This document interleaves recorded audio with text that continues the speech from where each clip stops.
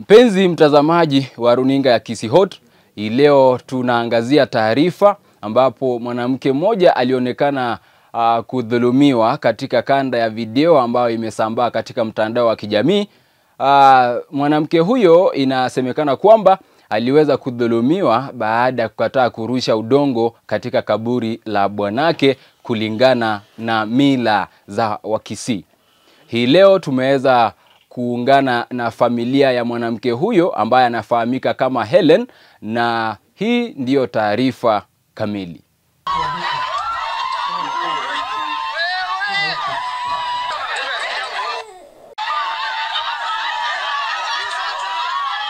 Maishani mwangu na mtu mwenye amenisumbua, ananiachanisha watoto kila siku na walea, anakuja tu mara moja anaenda.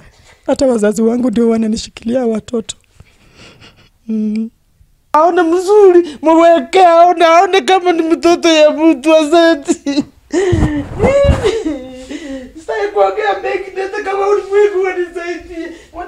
Kwetu ni hapa Narok, nimezaliwa Narok, nimelelewa Narok. Lakini sasa nilikuwa nimeolewa na bwanangu mwenye alikuwa anaitwa Wilfred Onyinge Osoro. Ilikuwa tarehe 5 mwezi wa 3. Nikapigiwa simu na mama wa soko, nikamwambia umesikia kenye kimefanyika? Nikamwambia sijasikia. Akaniambia unajua Onyinge amepata accident. Nikamwambia sijajua, juu nilikuwa kwa kazi nafanya dispensary yenye inaitwa Nice ya dispensary huko Mau. Nikamwambia sijajua kitu yoyote. Akaniambia nimesikia amepata accident na ni kwa barabara. So nilijaribu sana kupigia relatives wake, masisters in law wangu, hawakuchukua simu kuulizia ni nini kimefanyika. Hawakuchukua hata simu hata. Sasa venye hawakuchukua simu, kesho yake asubuhi sikulala, my colleagues kwa kazi wakanifariji, wakaniambia niliposikia sasa amehaga, wakanitukaka the whole night. Tarehe 6 nikakuja Narok kwa wazazi wangu penye naachanga watoto. Kukuja Narok wakaniambia tumesikia hiyo maneno, na nikawaambia wazazi wa kijana hata hawajanipigia simu. Sijui kwa nini hawajanipigia simu. Wakaniambia tutulia, sasa utaanza aje kuwapigia simu? They are the ones wenye wangekupigia simu. Nikatulia kabisa. Masa tarehe hiyo 6 saa asubuhi sasa kuelekea tarehe 7 lunch time ndio mama alinipigia simu. Akaniambia umesikia kenye kimetokezea? Nikamwambia nimesikia. Akaniambia ungekuwa umeteremka kitambo na watoto. Nikamwambia juu nilikuwa nimetoka kazi na nimechoka na siamini maneno yote, wacha nitakuja na watoto. Nikateremka mpaka Kisii. Kufika Kisii nikataka kujua what happens. Nikaenda mpaka penye alikuwa amepata accident, nikaambiwa ni hapa. Nikapata yenyewe vio za gari ziko. Ilikuwa place inaitwa Motagara. Kuanzia Mosobeti kuna place inaitwa Motagara. Hapo ndio alipata hiyo accident. Nikaelekea huko, nikamwambia penye alipata accident wapi gari? Wakaniambia gari tulichukua tukaipeleka boma fulani. Nikamwambia kwa nini mlichukua gari na mapolisi hawakuchukua hiyo gari kwenda kwa police station? What happens? Juu at the scene kila kitu hapa ingekuwa ni polisi wana deal nao, juu ni gari imemuua. Nikaambiwa kuja kwanza nyumbani. Nikaenda mpaka nyumbani. From that place to kwao si mbali. Nikapanda pikipiki nikaenda mpaka nyumbani. Kutaka kujua kiini ya hii kitu, wakaniambia kijana alipata accident, kijana wetu, na pikipiki yake the same ndio ilimkanyaga kichwa. Na kulikuwa na mtu mwenye kwa gari ndani, mwenye walikuwa naye, mwenye anachunanga avocado naye, yeye naye aliumia kwa hospitali hali mahututi. Na sasa nikamwambia alipata aje accident? Gari ilipo roll miguu ikaangalia juu, kijana alipatikana mmoja ako ndani ya gari. How come su mwingine tena amerushwa kwenda kwa lami, the same pikipiki yake ndio imemkanyaga kichwa? So sikuelewa, nikajua hapa kuna kitu yenye sielewi vizuri. Kutaka kufuatilia hiyo maneno, mama akanikalisha chini akaniambia unafuatilia nini? Mother-in-law, unataka mwili ya kijana wangu ikae 5 years kwa mochari? Tuachane na hii maneno. Nikamwambia hapana, wale vijana walikuwa na pikipiki lazima watafutwe, tujue jua wakuumia sana, tujue what is the cause of the accident. Nikakatazwa. Hata baba tuliteremka naye chini, na yeye akataka kufuatilia hiyo, tukakatazwa. Tukaambiwa the area chief know the story, kila mtu. Sasa wewe usikuje kuleta kierere yako eti tunajua umesoma, usikuje kutuonyesha kuwa unataka kujua kila kitu. So the very day venye nilifika Kisii, nikaangalia the scene of the accident, nikaenda Nyamira kufeel the body, ni hakikishe ni ukweli. Juu watu wa Narok walikuwa wananipigia simu, endo tuhakikishie kweli Onyinge amekufa ama tunasikia story gani. Nilipofika mochari nikafeel the body, nikajua ni ukweli, nikarudi back to Narok. Mam tulikuwa wote na mam yeye akarudi Narok na aunti yangu, nikabaki peke yangu kwa ile mji. Kesho yake ndio nilikuja sasa Narok. Kukuja Narok tukaanza mchango nini, watu wakaanza kusema, nikamwambia ni ukweli yako mochari. Tukaongea na mtu wa morgue, akaniambia atatake good care of mwili, so nikataka afanyiwe postmortem juu alikuwa amefura. Wakasema postmortem haiwezi fanywa juu lazima tusijui tuchukua vidavit nini, itakuwa involved na maaskari na hawataki. So nikaachana naye story, nikakuja Narok nikajipanga. So story ilikuwa mingi venye alikuwa kwa maisha yangu yote, hata Mungu anajua. Onyinge penye tumetoana mpaka tumezana yeye watoto wawili, sijai kaa na amani kwa ndoa.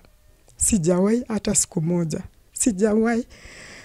Kwa mwaka ni mwezi ataweza kuja ishi na mimi na aende kabisa. Hii ingine ni mimi peke yangu wanangangana. Tuseme kwa mwaka anakuja Disemba, hata mwezi kienda kuisha Disemba mwaka ndio anakuja anachukua watoto kwenda Kisii. Hakuna siku tumeika naye kama bibi na bwana tuelewane tupange vitu na yeye. Hakuna siku. Sasa venye ilifikia hiyo kila kitu imehappen, wakaniita juu ni mimi walikuwa wamelipia mahari na mom-in-law knows kwa nini alilipa mahari. Jana nikamwambia kijana yake, yes, mimi nafanya kazi kwa hospitali, sistahili kusema vitu mingi juu inastahili kukua serious patient na mgonjwa na daktari. Sasa nikamwambia mama yake nikamwambia mam, imehappen hivi na hivi na hivi kuhusu huyu kijana yako. Akaniambia kijana wangu ndio amekufa hivi, ameisha kabisa. Nikamwambia hapana, hata na mimi nitajingangana juu nampenda, tutaendelea kuishi na yeye. Mama akaniambia kama umeniambia hiyo maneno yote, wacha nifanye nini? Nilipe mahari. Akaita dad juu after nimemwambia story ni nini inaendelea katika maisha yangu na bwanangu. Akaamua akasema hapana, watoto wangu kama ni hivyo wacha nishike hawa watoto. Ndio akanilipia mahari. After kunilipia mahari hatujaielewana tena. After venye alipewa mpaka huko chini shamba tujenge na yeye, niliomba loan imarisha nikajenga hiyo nyumba, tukaanza kujenga na yeye. So tulijenga na yeye kila kitu tukamaliza. Lakini kuelewana mimi na yeye hatujaielewana kwa ndoa. Hata tukae mwaka naye niseme mimi niko na mwanaume kwa nyumba, never. Mostly watoto wangu wanakaa nyumbani, yeye anafanya kazi Kisii ya biashara.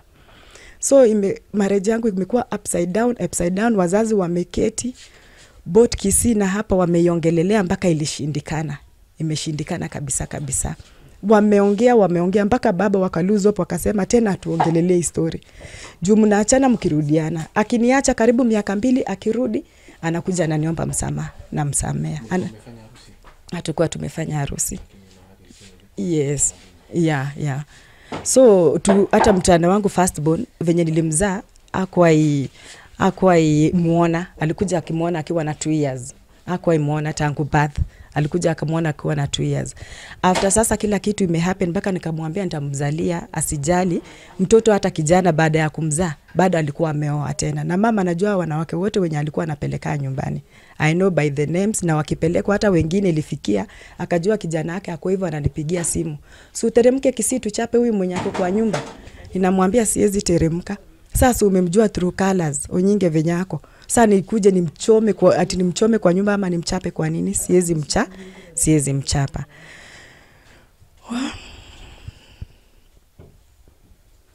Nimevumilia ya kutosha, lakini Mungu anajua. Kenye kimehappen quote after mwili imetolewa mochari, nilisikia wanataka kuninyang'anya ile nyumba yenye tulijenga naye. That's why nilikuwa na insist mwili yekwe ndani kidogo. Ndio tufanye nini? Ndio tupande kwenda huko juu. Walisema hawezi mzika karibu na barabara. Venye mwili ilipandishwa huko juu, ni kama walikuwa wamenipangia juu. Nilikuwa nawauliza why is the ID? Nani mtaandika next of kin? Juu nilikuwa najua kuna watoto Narok, so I was not sure kama mimi ndio hata watani recognize. Wakaniambia wazee watani recognize juu mimi nililipiwa mahari. Hata mama peke yake aliniambianga, nimelipia mahari watoto. Si wewe, najua mnasumbuananga na Onyinge. Hata akisema mbele ya Mungu, nimelipia watoto mahari ndio watoto wake waendelee kukua na sisi kwa maisha yetu. Na juu nilikuwa najua alikuwa anapenda watoto, si kwa iwanyima watoto. Mostly December walikuwa naenda Kisii na baki Narok na wanakula Christmas na ananirudishia back watoto. Yes. Mimi kenye nimetendewa hata si yuko hali mzuri. Penye nilifanyiwa CS juu nimefanyiwa mara 2. Ni hapo nimekanyagwa, nimefura mwili mzima, nilienda hospitali. Nataka tu serikali nisaidie juu sina uwezo wowote. Si kazi niko nayo saizi ya manini, sina uwezo wowote. Na madhenlo na kila watu wenye walinipiga, justice tu nipatane na justice. Yani nipate justice yenye na deserve juu nimeona vitu mingi yenye mpaka nimeshtuka. Ni nini nilifanyia hiyo familia? Atu kununua, uko ni kwao penye baba yake alimpea shamba ajenge. Uko Kisii. Nikashamba tu kadogo, kaplot kadogo penye alikuwa amekatiwa na baba karibu shamba chini kwa lami. So nikaplot kadogo kama 50 by 100, sio shamba kubwa. Tulijenga tu kwa ya. Ni huko juu penye alianzia nyumba ya kitambo yenye alikuwa anaishi before kuja jenge. Ile ya ujana yake before kuja jenge.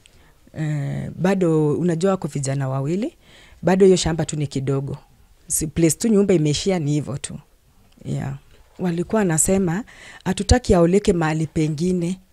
Hatutaki aoleke mahali pengine kabisa, lazima utazika bwana yako. Na mama anajua before all this tulikuwa tumekosana na jamaa, hata mpaka akienda kuaga hatukuwa tunaongeleshana.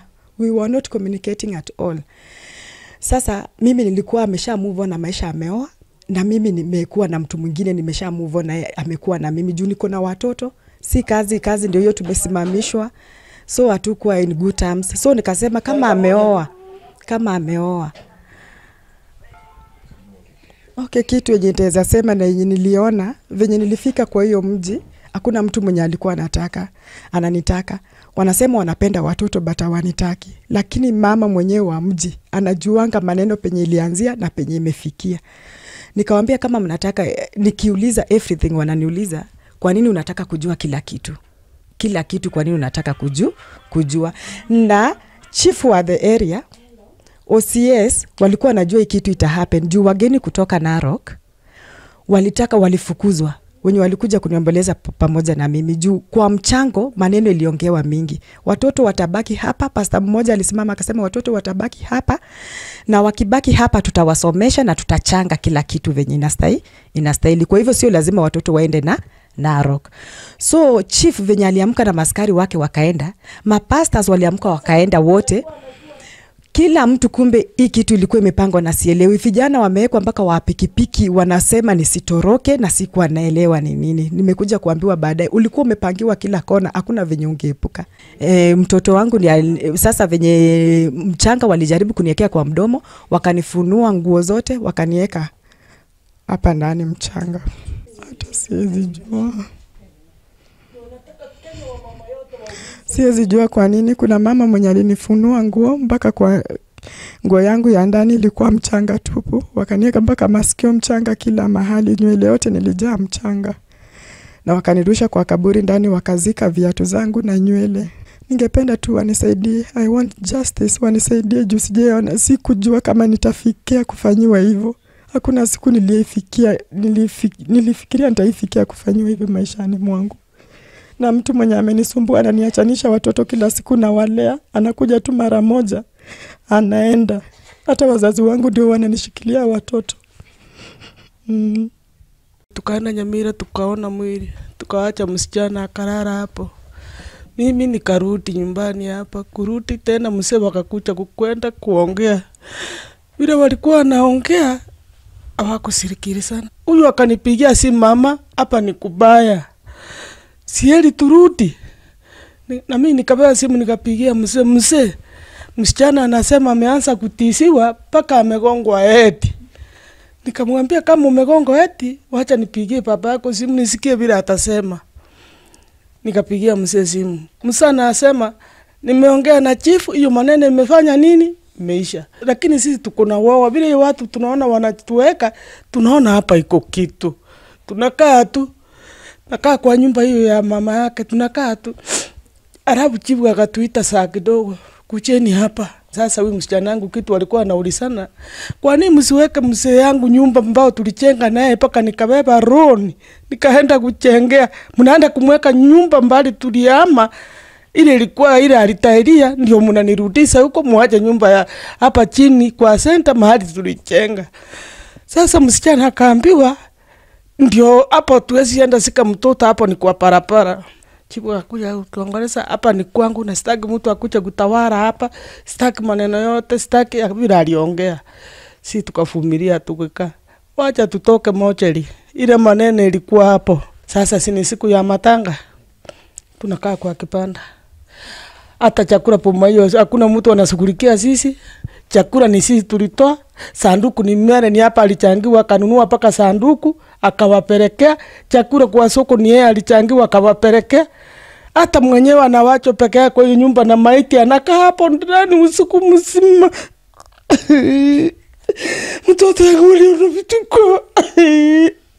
Sasa mimi tukiwa kwa kibanda niliona wanaume wanakimbia, nikauliza ni nini? Nani anashikwa na wanaume mbili wanatandika wakifuruta yeye kwenda kwa kaburi. Sasa mimi nikauliza, "Oi, ni nini? Ni nini amefanya?"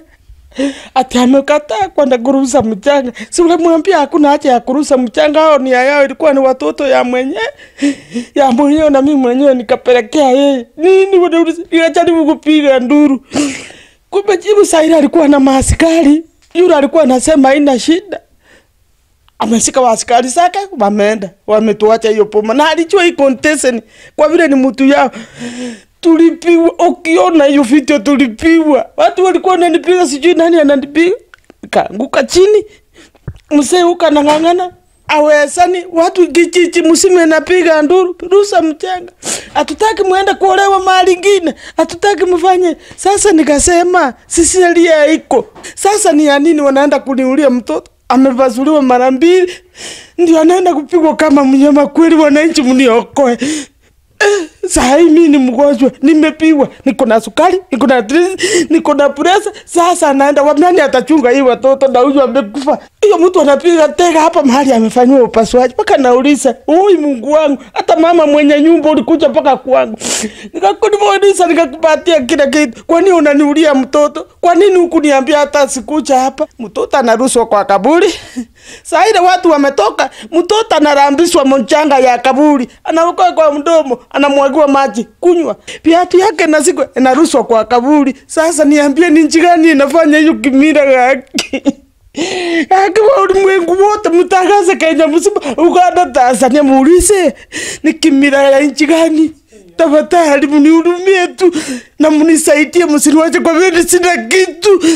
Sina pesa nyumba. Ukiona hapa nimepigwa.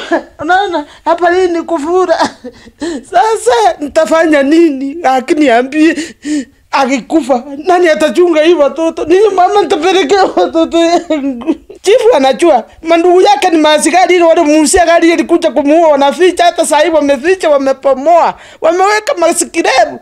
Walitoa Mombasa na maaskari. Kwa vile mimi sina maaskari ama OCS ndio anaua mtoto yangu. Maaskari ni OCS anakanyaga. Yaani onyesha hiyo video waone mzuri, mweke aone kama ni mtoto ya mtu asante. Sasa kuongea mengi ndio kama ulimwengu wanisaidie. Kitu ambacho kilitokea, niliona huyu rafiki yangu ameshikwa wakati tulikuwa huko kwa kibanda. Alishikwa na hao maanko zake wakaanza kumvuruta kidogo, wakaanza kumchapa. Mimi nilikuwa na katoto kadogo kale. Kwanza mimi ndio nilikuwa treasurer wa Narok, of which nilipeana namba hapo kwa kibanda ndio pesa watoto waweze kuchangiwa pesa. Kidogo nikasikia wamama wengine wakisema hao waache hiyo pesa, kama amekataa kuzikana waache hiyo pesa wasiende nayo. Mimi kusikia hivyo na hapo ni mteremko na niko na mtoto, mama mwingine anasema muache hiyo pesa, msiende na hiyo pesa. Nilishika mtoto nikatoroka, ndio nilienda kuita hawa mama wenye tulikuwa tumetoka nao Narok. Nikawaambia kimbieni huko juu msaidie Mele ni juu anachapwa. Na mimi nikakimbia nikaingia kwa gari. Kwanza kuna huyu mtu wa kwao mwenye wanasema ni OCS. Unajua yeye anaona ni kama ako above the law. Alikuwa amevaa shati ya black na amevaa miwani. Yeye ndiye alikuwa anamchapa, yeye ndiye alikuwa anamkimbisha kwenda kwa chai, yeye ndiye alimchapa hata mbele yangu, yeye ndiye alimchapa. Na hata kwa kaburi yeye ndiye alikuwa, hata video imeonyeshana yeye ndiye alikuwa anamchapa sana hapo kwa kaburi. Wamama walijaribu kumzuia wale wenye walikuwa, kwa sababu mimi nilitoroka kwa sababu ya mtoto. Walijaribu kumzuia, wanasema lazima arushe mchanga. Hata walijaribu kushikisha huyu mwenzangu mchanga, awamlazimisha arushe hiyo mchanga kwa kaburini. Nilimwambia wewe peleka watoto ya marehemu. Hata mama yake alinieleza hii mtoto yangu ni timu tangatanga. letea mimi watoto au kuja kuchukua ng'ombe. Ngachukua wenye walienda kuleta ng'ombe, nikaenda ngaleta ng'ombe. Nilipoleta ng'ombe, uhusiano si kaendelea. Ilipoendelea, tukapanga chama ameaga. Usura ameaga. Usura alipoaga, utaratibu ikaanza. Nikaenda huko, kawapigia pole, kauliza, hii gari imeua hii chama. Sindi yake? Imeenda wapi? Ati iko mahali fulani. Hii gari iko na makaratasi mzuri, haikuwa hii. Kufika huko tukaongea tukaelewana. Iko mtu anaitwa Matiang'i ambao iko na gari hiyo nguo yellow. Hii anaitwa OCS Matiang'i. Tulisikia na hata alinieleza niko na namba yake. Haya. Na mwingine ni askari aongei, huyu ambaye anachapa mtoto yangu. Lakini ni kazi nilielezwa, ni kazi ni ya nani? Ya marehemu. Hakuna mtu hata mmoja. Msichana yangu alikaa kwa hiyo nyumba kuchunga mwili paka asubuhi. Na hakuna mwingine. Iko wengine wanawekwa nje asitoroke. Paka mimi nauliza, kama msichana yangu angekuwa natoroka, angeenda huko. Kama angekuwa na nia. Kama angekuwa na nia ya kutoroka, angenipatia watoto nipeleke huko. Atoroke. Lakini amekuwa na confidence ya kusema waje niende kushika bwana yangu au nipeleke watoto washike, kwa sababu tulikosana mbeleni, na vile tumekosana na yeye mimi ni daktari, nimepima yeye, nimemwachanisha, nimekuwa na bwana ingine, sasa mimi napeleka watoto wafanye nini? Wamushike. Sasa patari ya kumchapa mimi niko nikarushwa, katingiswa hapo kwa kaburini, akatupa mtoto yangu ndani. Hata ile nguo ambao niko nayo nilikuwa nafaa brown counter suit ikawekwa mchanga, mtoto yangu akatupwa ndani ya mchanga, nikiona niko hapo, niko na brown counter suit, niko hapo na fimbo yangu ya Maasai natembea naye. Sasa mimi ngashindwa ni nini naendelea. Tunafuruswa paka kwa kawa ndani, machani ya chai tunafuruswa, niko hapo kwa kawa, iko creek, iko vitu inaonyesha na kwamba hii msee iko na fimbo ni kama kusuia. Matiang'i hiyo OCS Matiang'i ndio mimi nataka anichibu ya kwamba ni nini mbaya inaendelea. Mimi nataka haki ya mtoto yangu. Kwa nini anapigwa? Na yeye ni mtu ambaye amefanywa operation kwa mtoto ya pili, anaitwa Chayden. Chibu naye amejaribu kunisaidia. Ni kama anataka kufurutwa, futa nikufute. Usipokubali hii chibu, tutakuwa watu yako. Kwa nini? Kwa sababu nimeona vitendo. Mwili haiweko kwa ile nyumba. Msichana walichenga na kijana. Ana amechengewa singira ya kijana. Sasa tunakubaliana maneno, wanageuka. Tunakubaliana maneno ni hewe. Vijana wengine wakaanza kuniingilia ya kwamba wewe tulikupatia ng'ombe, unataki msichana yako aweke mchanga ndani ya nini? Nikawaambia kama msichana amekataa, sasa nimempembeleza amekataa. Na watoto walimepiga hiyo chembe chini. Kwa kimila yetu, wacha wafanye nini? Hiyo mwili iende vizuri salama salimini. Tuheshimu mwili ya Osoro. Basi nikaamuka asubuhi the following day, Saturday, nikaenda paka Kiambere, nikapatiwa OP. Kupatiwa OP, nikakucha sasa Naroko, wakasema umetibiwa. Basi tukasema tulitibiwa, lakini tulipatiwa first aid. Ndio nikafika hapa jana, nikapeleka msichana yangu, alikuwa anaumwa na kifua hapa, mwili tumbo imefura, upati ya mkono ya kushoto imefimba nini kila kitu. Mimi nilipeleka mahali, ndiye kafanya sababu mimi nikapeleka watoto washike mtu yao. Hiyo kitu, hiyo hakuna nyingine. Kupeleka mahali, hata mama yake, mama ya marehemu alisema mimi nimenunua watoto, sio Meren. Sababu Meren wametesana na kijana yangu sana. Mpenzi mtazamaji, natumai kwamba umeweza kufuatilia taarifa hiyo, na huu ndio mwisho. Jina langu ni Brian Kibwage. Kuwa na wakati mwema.